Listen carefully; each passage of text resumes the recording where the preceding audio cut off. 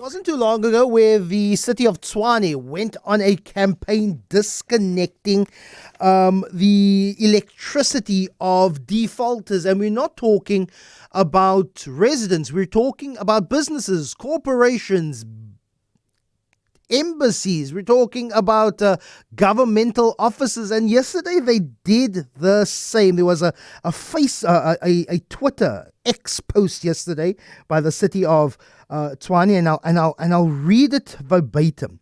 And it says, when you think we're here for a refund, boom, your lights are off. Hashtag SARS owes us 838,000 rand. Hashtag Tshwane Ya Tima. Lights are out.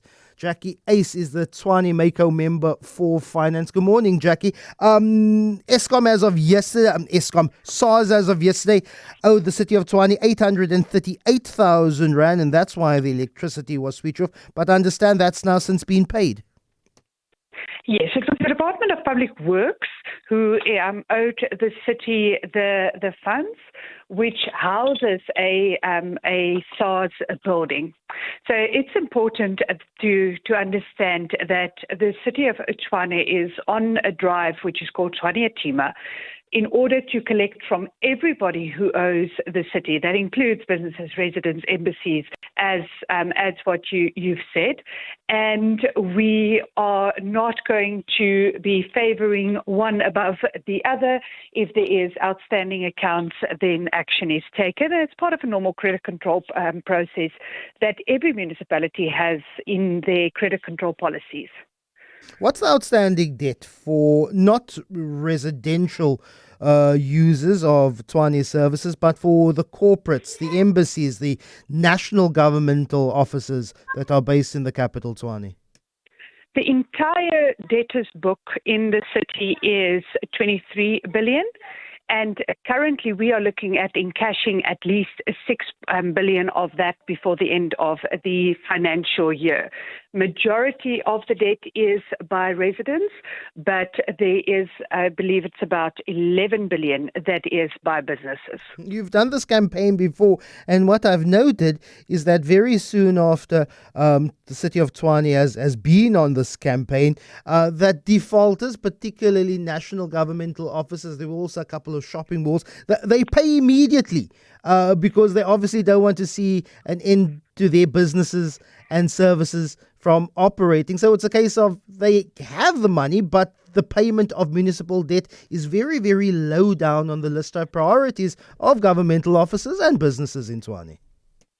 Yes, we have done this previously. What we are doing now is we are institutionalizing credit control and debt collection into the municipality, that we do not see debt growing as what it is now.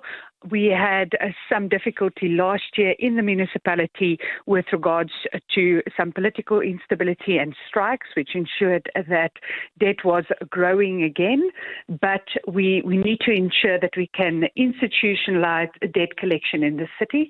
For various years, we were not able to issue summons as a city as well. So even once credit control has been done and people do not pay, we couldn't issue summons and attach property, which is something that we are also institutionalizing in our municipality now. It is important that we collect from everybody who utilizes water and electricity, because we need to in turn pay our bulk suppliers. And it is only a fair practice towards the residents who are paying to ensure that everybody is paying and that we can deliver the quality services that we would like to deliver. Jacqui, the Department of Public Works is like the landlord of state buildings and facilities. It's their responsibility to make sure these buildings are maintained and that services are paid for. Tshwane, of course, our national capital, it also houses many of governmental institutions. What is the debtors book of the Department of Public Works of national government and what it owes the city of Tshwane? That question I can't answer at the moment. The debtors book for those individual departments, I try to not focus on. I focus on the individual counts and do not discriminate specifically towards departments or embassies. Jacqui, yes, Tshwane Mayco member for finance. They're on another spree to particularly target the corporates, the businesses, the malls, but also the government institutions, the departments based in the city of Tshwane. Something like 23 billion rand is owed by customers to the city of Tshwane. I got a little bit of a giggly feeling when I saw the city of Tshwane at the SARS offices. I think the SARS is one of those institutions that actually work well in South Africa. I appreciate the tax man. I give unto Caesar what belongs unto Caesar. But I actually thought that instead of going to turn them off, the city of Tshwane could have sent SARS an email. I'm sure you've received this email from SARS where they're either informing you you've got a refund or you have to pay something extra. And they send an email with a PDF attachment. And for the life of me, no one who has ever received that email can actually open up that attachment. It's an Adobe PDF. And then when you click on it, it says you have to download Adobe PDF.